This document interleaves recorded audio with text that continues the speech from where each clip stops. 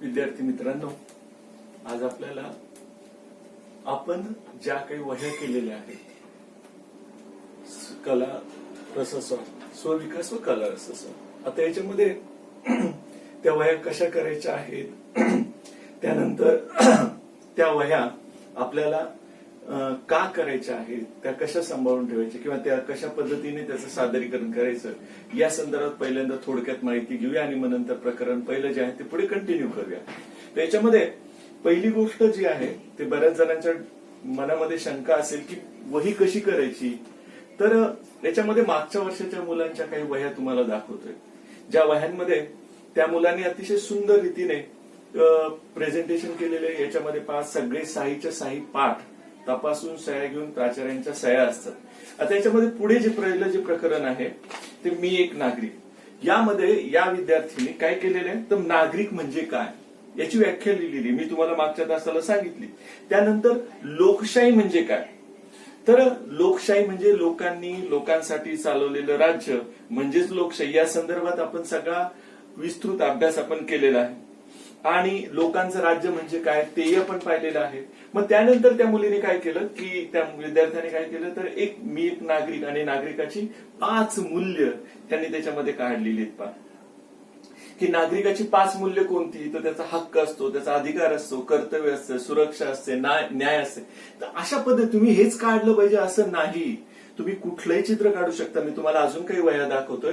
त्यानंतर नंतर भारतीय राज्यव्यवस्था आणि इतर देशांमधल्या राज्यव्यवस्थेबद्दल अभ्यास करायला लावलेला आहे. त्याच्यामध्ये त्यांनी पुस्तकात तुम्ही पाहिलं असेल, पुस्तकात जर कधी तुमच्याकडे नसेल तर मी तुम्हाला पुस्तकाची लिंक टाकतो, तुम्ही ते पुस्तक पहा, त्याचा नीट अभ्यास करा आणि त्यामध्ये इतर देशांच्या राज्यव्यवस्थेबद्दल कुठलंही त्यांनी दिलेलं नाही. कुठलीही एक राज्यव्यवस्था घ्या, कोरियाची घ्या, जपानची घ्या, कुठलीही एक राज्यव्यवस्था घ्या, तिची जी व्यवस्था आहे ती कोणत्या स्वरूपाची, लोकशाही आहे की एकपक्षीय आहे, तर त्या पद्धतीने आपण त्याचा अभ्यास केलेला. या मुलीने भारतीय राज्यव्यवस्था आणि चीनी राज्यव्यवस्था याचा अभ्यास केलेला आहे. आता याच्यामध्ये तुम्ही जर कधी तुम्हाला त्याच्यामधली पुस्तकांमध्ये जे काही दिलेले आहे तर ते जर तुम्हाला योग्य वाटत नसेल तर तुम्ही वेगळ्या पद्धतीने वेगळ्या नेटवर वगैरे पाहून दुसऱ्या देखील देशांचा अभ्यास करू शकता. लोकशाही शासन पद्धती, जीवनशैली, मग त्यानंतर सुरक्षिततेचा हक्क, हे हक्क लिहिलेले. हे प्रकरण दुसरे मी आणि माध्यमे पहा. मग त्या पद्धतीने त्या मुलाने बरोबर ते चित्र काढलेली. हक्क व व्यसन मुक्तीचे परिणाम त्याने छान काढलेले. त्यानंतर नाही म्हणण्याची कला, आपण बरेच जण आपल्याला काम असतं, अभ्यास असतो आणि मग त्यावेळेस नाही कसं म्हटलं पाहिजे ते त्याच्या संदर्भात आपण त्या प्रकरणांच्या वेळेस आपण ते पाहूया.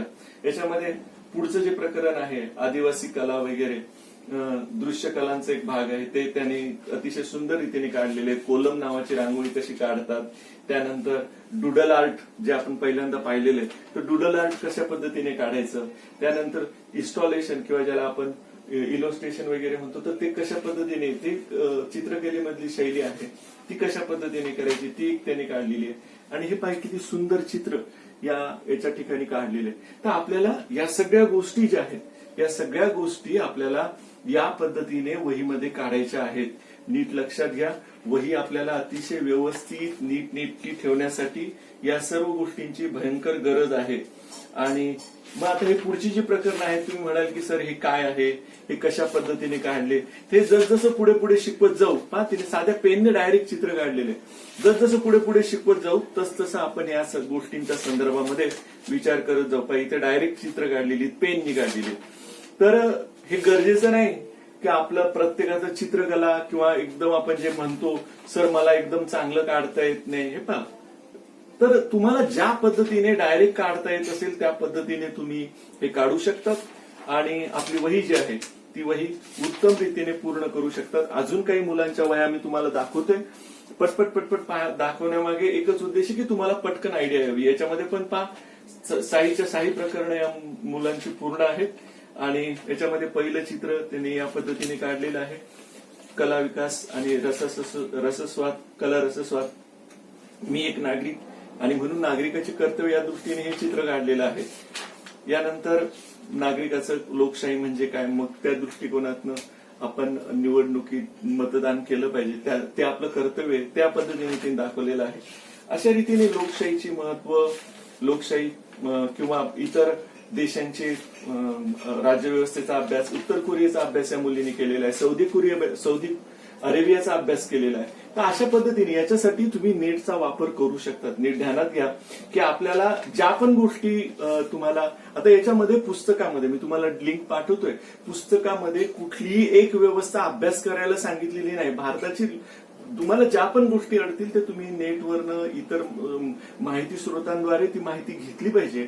त्याचा तुलनात्मक अभ्यास करण्यासाठी आपली राज्यव्यवस्था कशी चांगली आहे हे केव्हा कळेल, ज्यावेळेस तुम्ही इतर देशांच्या राज्यव्यवस्थेचा अभ्यास करा, त्यावेळेस तुम्हाला आपल्या राज्यव्यवस्थेचे फायदे किंवा आपल्या राज्यव्यवस्था कशी उत्तम बनवलेली आहे हेही तुम्हाला कळेल. तर त्या दृष्टिकोनातून आपण हे पाहिलं पाहिजे.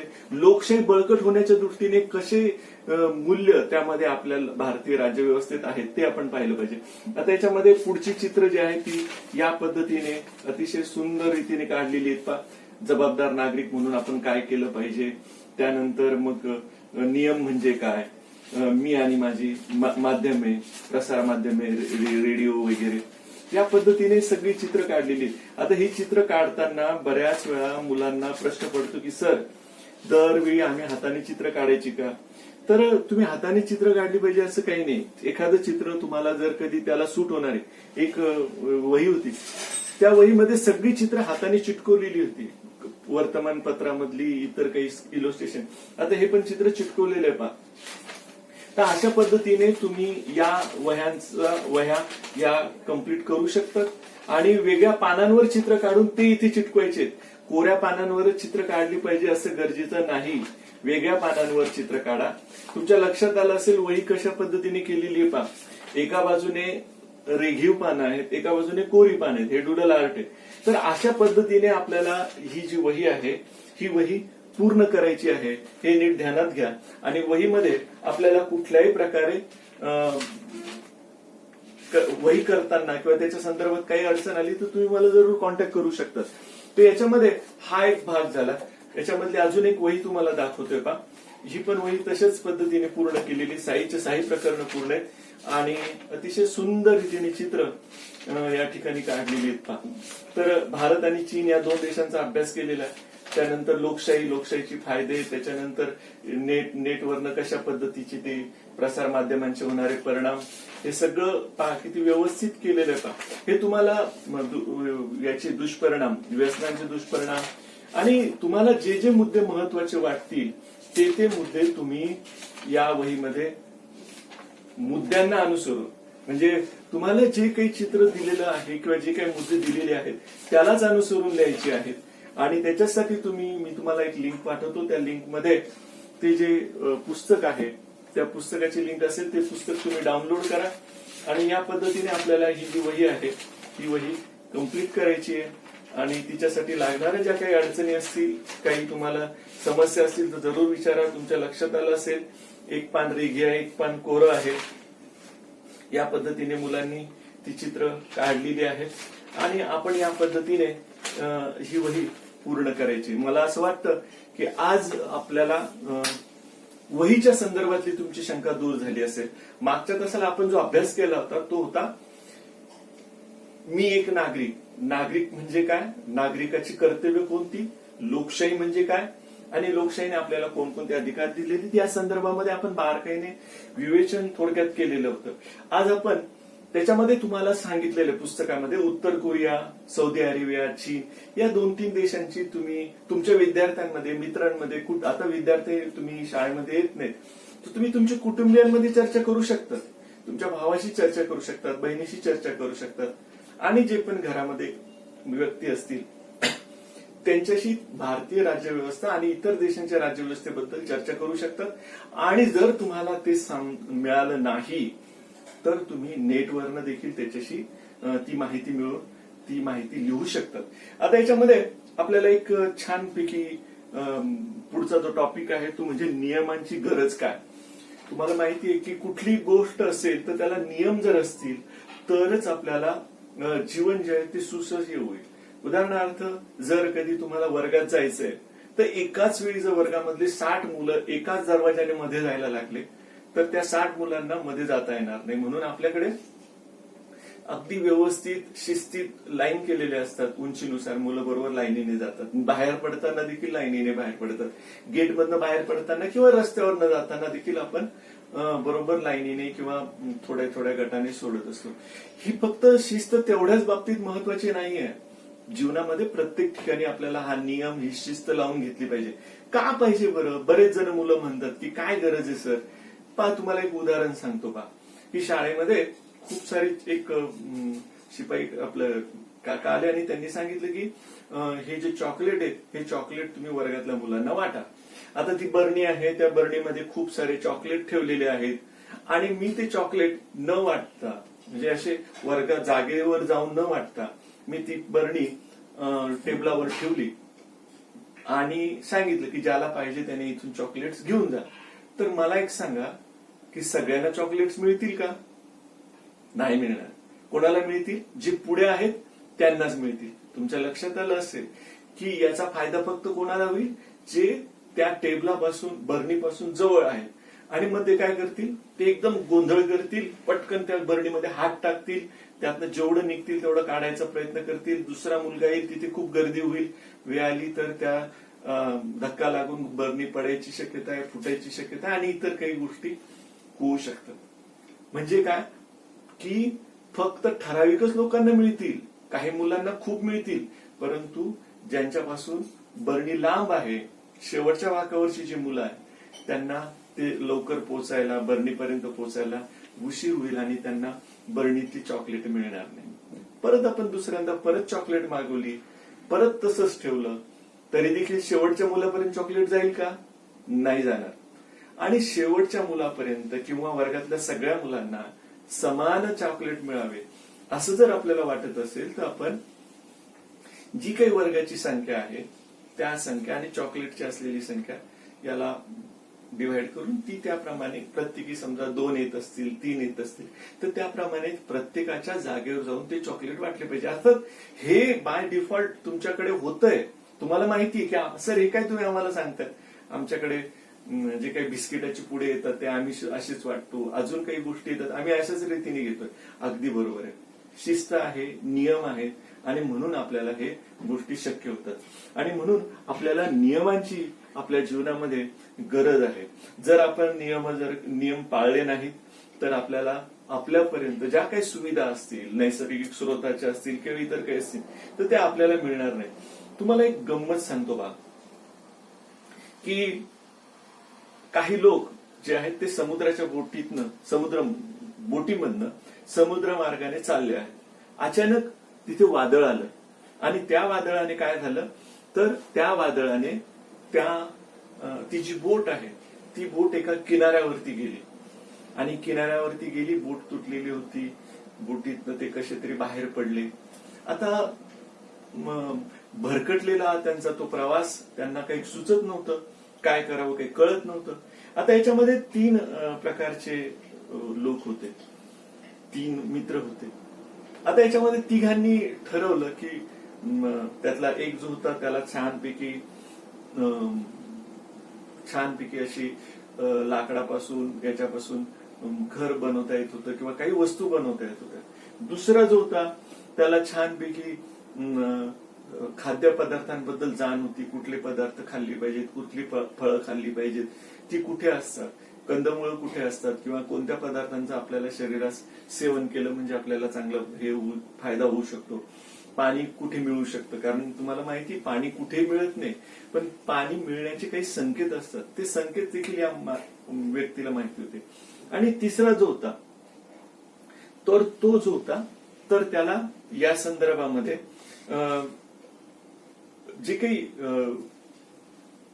व्यवस्थापन जे आहे त्या व्यवस्थापनामध्ये आपल्याला म्हणजे एका ज्याला घर बांधायचं ज्ञान होतं, एकाला खाद्यपदार्थाचं ज्ञान होतं, तिसरा जो होता त्याला होडीबद्दल किंवा कुठलाही प्रवास जो असेल तो कशा पद्धतीने करता येऊ शकेल या पद्धतीने तो विचार करून काहीतरी आपल्या भाषेमध्ये तो व्यवस्था करायचा प्रयत्न करत, तुमच्या भाषेमध्ये सांगायचं जुगाड जमवून तो बरोबर बाहेर जाण्याचा प्रयत्न करत ती तुटलेली बोट त्यांनी आणलेली होती.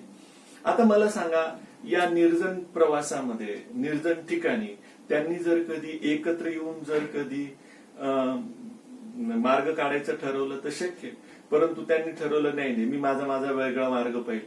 तर ज्याला खाद्यपदार्थाची जाण आहे तो व्यवस्थित त्याचा उपजीविका करू शकेल, परंतु त्याला राहता येणार नाही. ज्याला घर बांधण्याचं तंत्र माहिती आहे, त्याला माहिती आहे की कुठल्या झाडाच्या फांद्या आणल्या पाहिजे, कुठली लाकडं आणली पाहिजे, कुठल्या झाडाच्या सालीपासून ते बांधता येऊ शकतं, अशा पद्धतीने तो राहण्याची, निवाऱ्याची व्यवस्था करू शकतो. आणि तिसरा जो आहे त्याला मात्र इथून आपल्याला पटकन बाहेर पडलं पाहिजे, आणि म्हणून तो काय करेल, ती जी होडी तुटलेली आहे तिला आणेल, ती कशा पद्धतीने तिला जोडून पूर्ववत कशी करता येईल, आणि परत आपल्याला आपलं जे काही ठिकाण आहे प्रवासाचं, ती ठिकाणी कसं जाते या दृष्टीने विचार करता येईल. जर तिघं एकत्र आले तर तिघांना त्या संकटातनं बाहेर पडते, पण तिघांनी जर वेगवेगळे मार्ग घेतलेत तर तिघांना देखील त्या निर्जन स्थळावरतीच उपाशी राहावं लागेल किंवा निर्जन स्थळावरतीच आयुष्य काढावं लागेल.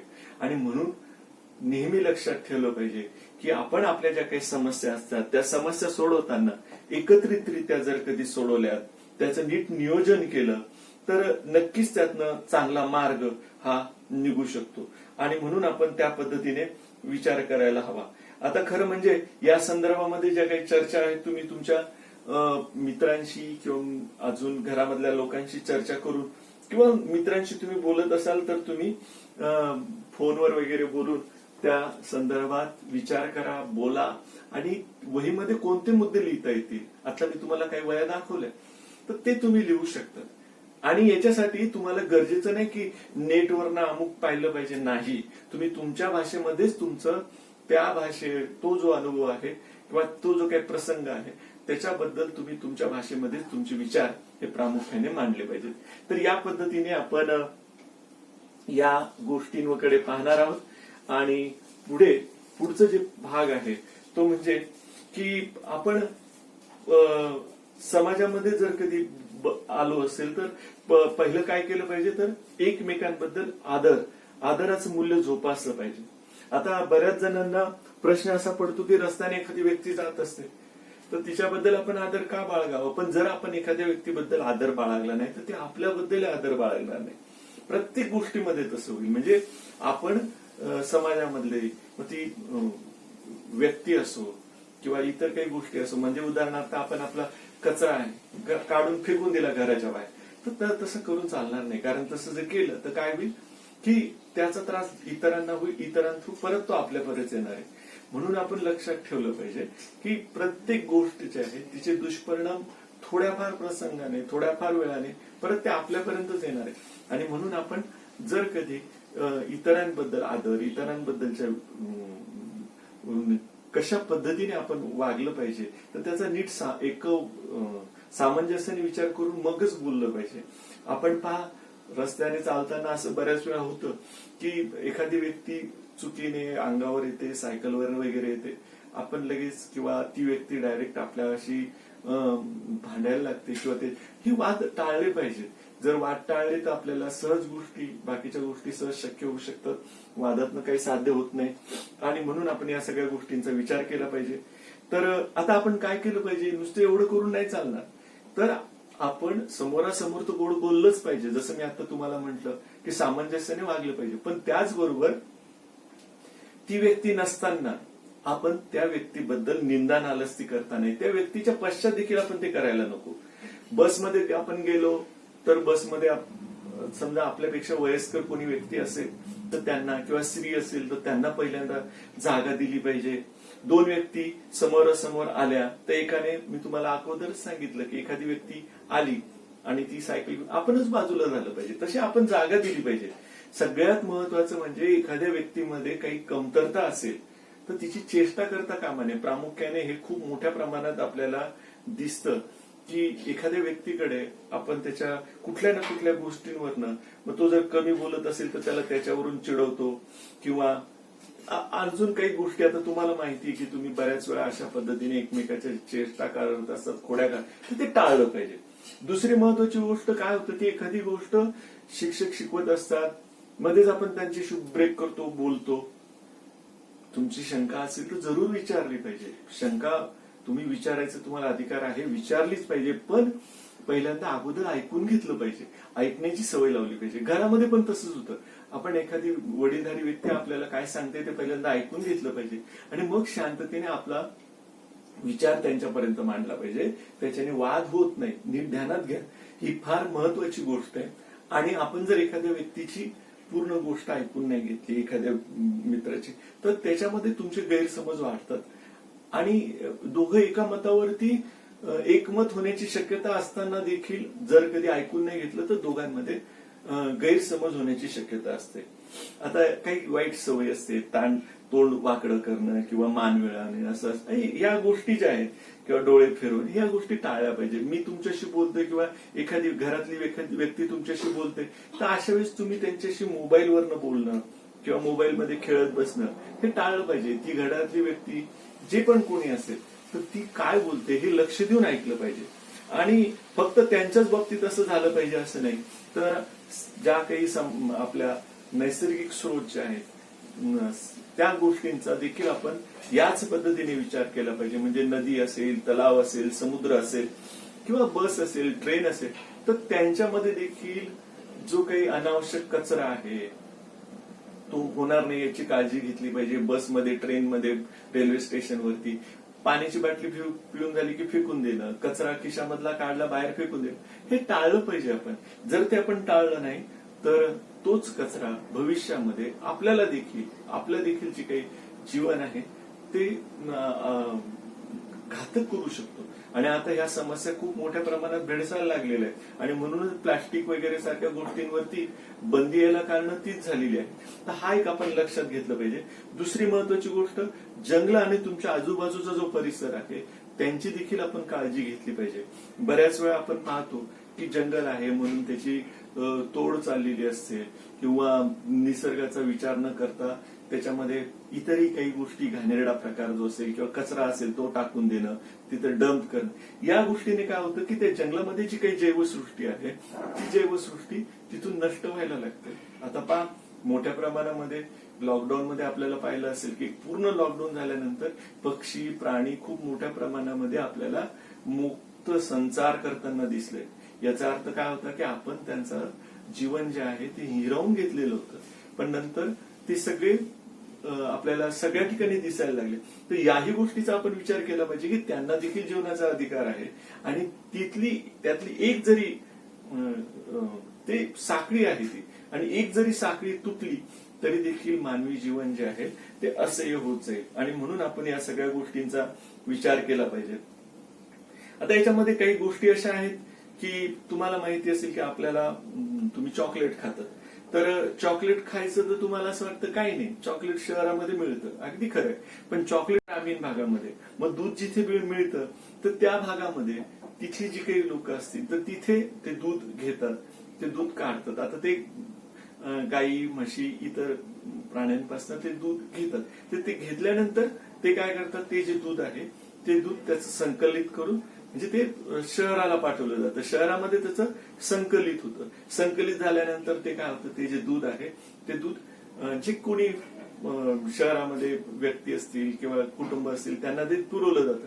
पण त्याचबरोबर काही प्रमाणामध्ये जे दूध आहे त्या दुधाची पावडर होते, काही प्रमाणामध्ये ते जे दूध आहे ते चॉकलेट वगैरे साठी बनवण्यासाठी वापरलं जातं.